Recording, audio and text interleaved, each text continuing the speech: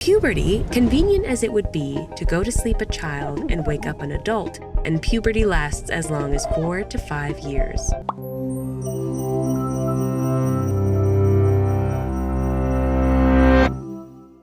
While we often talk about puberty's effect on the body, what gets overlooked are the fascinating changes that happen in the brain.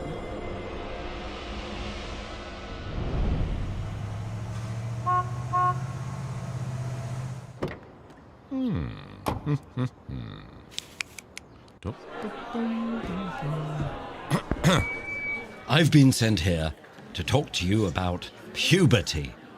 Any questions? During puberty, your reproductive organs grow and mature.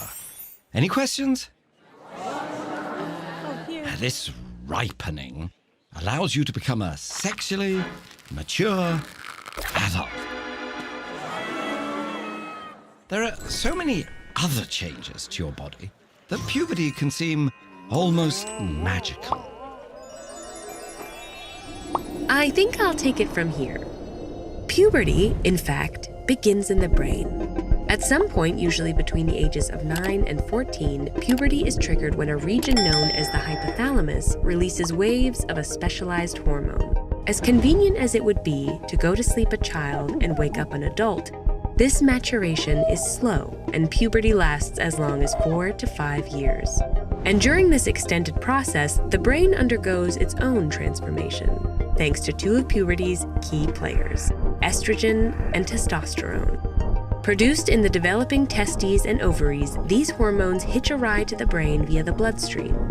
Once there, they interact with receptors on neurons, changing the way the individual cells work and function by making them more or less excitable, altering their growth, or reshaping their connections. Cumulatively, this can change how you feel, think, and behave. For example, hormones remodel and develop the limbic system, a collection of brain regions responsible for emotional behavior. Research in animal models suggests that the amygdala undergoes changes in size and connectivity during puberty.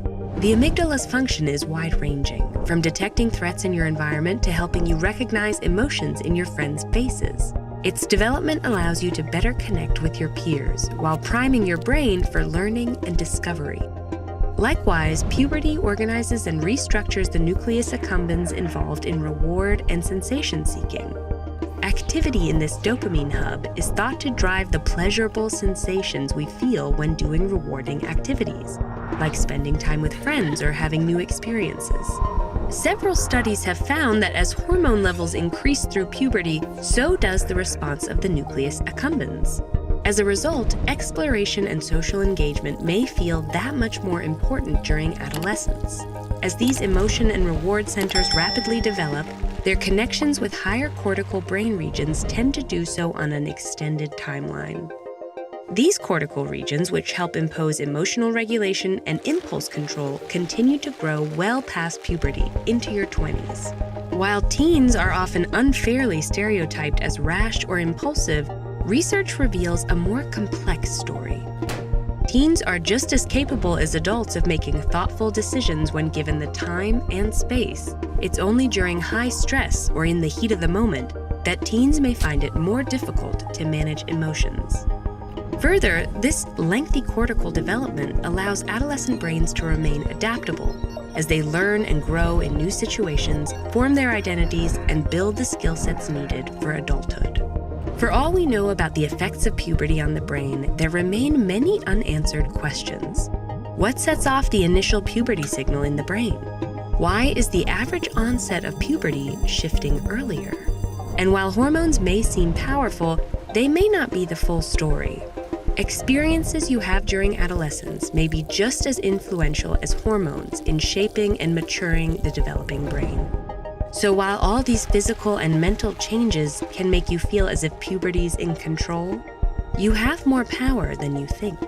The everyday choices you make, from learning new skills to being a good friend to setting boundaries, ultimately steer the path of who you are and will become. Any questions?